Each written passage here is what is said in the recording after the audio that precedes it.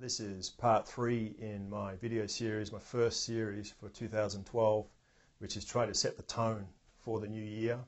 And I'm talking about coming out head first in 2012. The first video talked about diving in to 2012. The second video talked about claiming the power of your mind. And before I go to my third topic, which is the power of possibility, I want to just revisit this idea of the power of the mind, the size of your mind. Now, I've been trained in a Zen process called big mind. And I want to just explore that idea of big mind with you just for a few minutes. And when we think of big, it's inevitable that we'll start to think about big in terms of maybe size. When we think of someone with a big head or a big building, we think in terms of size. Or else we might think of a big mind in terms of an ego, or someone who is very arrogant or maybe a little bit conceited. When I say big, I mean something quite different. I'm thinking more along the lines of the Sanskrit word maha, now, which is sometimes translated big, it's sometimes translated great, but the translation that I prefer is the word spacious. So I want to suggest to you, you might think of your mind as being spacious.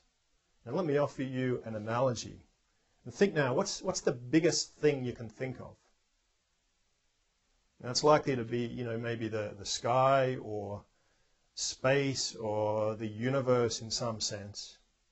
And then ask yourself the question, where did that idea come from? Where did that idea of what the size of the universe is come from? It came from your mind. So the largest thing that you can imagine fits in your mind. And that's just a phenomenal thought. Your mind is the largest thing there is. And I'm not talking about size here, I'm talking about spaciousness. Your mind has the capacity to hold all things limitlessly. It has all of it there. And I'm not talking just about the universe, I'm talking about even larger things again, like forgiveness and trust and love. These are the enormous, the spacious things that we experience in life. You have the capacity in your mind to hold all of that. You have the capacity to hold an incredible vision for 2012. You have a mind that has the capacity to hold your intentions, as well as the challenges and the pitfalls and the hurdles. You can hold all of it together and keep moving forward.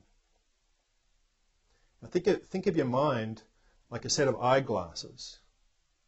And you can put different sets of lenses in an eyeglass, and each of the lenses might have a slightly different perspective. Now think of the lens in your eyeglasses as your current worldview. In other words, your mind is filled with your current worldview, whatever it is. If it's a fear-based worldview, your mind is full of fear.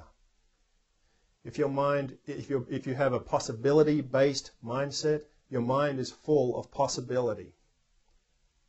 Now let me offer an analogy here. Right now, I don't know if you can see it, but I have a tiny sty in my right eye. It's not a problem. It's not something I'm worried about. It's big enough so that I can just see it at the corner of my vision. So everything I look at has this tiny little bump in it from the sty.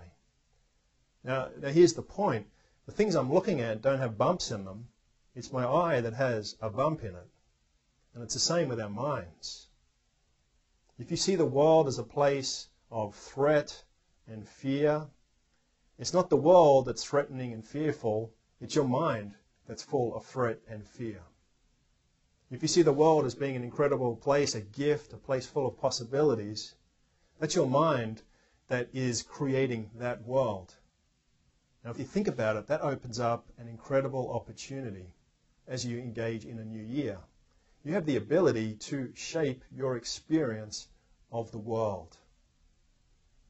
In other words, you can fill your mind with possibility. You can put aside all that stinking thinking. You can put aside the monkey mind that just swings from one idea to the next aimlessly. And you can choose to fill your mind with intentions and positive opportunities and possibility. And that's the great gift of the mind. Now again, in an election year, we're going to be bombarded with all these temptations to leave possibility and to go back into stinking negative thinking. And just last week I saw a political ad that was just completely absurd. It was an ad that was trying to put down the politician John Huntsman. Now while I'm not endorsing Huntsman at all as a politician, this ad went way too far. In the ad, he was described as the Manchurian candidate because he has a Chinese daughter adopted, who incidentally was adopted and he saved her life by adopting her. Later on, he was the ambassador to China. And so his values were questioned. It was questioned whether he even had American values. Well, this guy has 2 sons in the Navy, and one of them plays football in the Navy. This guy was twice governor of Utah. This guy's a Mormon, and yet he's an open-minded Mormon, one who believes in religious freedom, who believes everyone has a right to express their religion the way it makes sense to them. This guy, as far as I can see, is quintessentially American, in the mold of the founders of this country. And this guy believes in all the great American values like generosity and tolerance and freedom and acceptance. So don't fall for it. Don't fall for these negative ads. Surrounded by a political system that wants to drag you down into stinking thinking. Dominated by a business and economic system that wants to drag you back into territorial or fear-based thinking. Don't fall for it. Your mind has the capacity for greatness. Your mind has the capacity for spaciousness.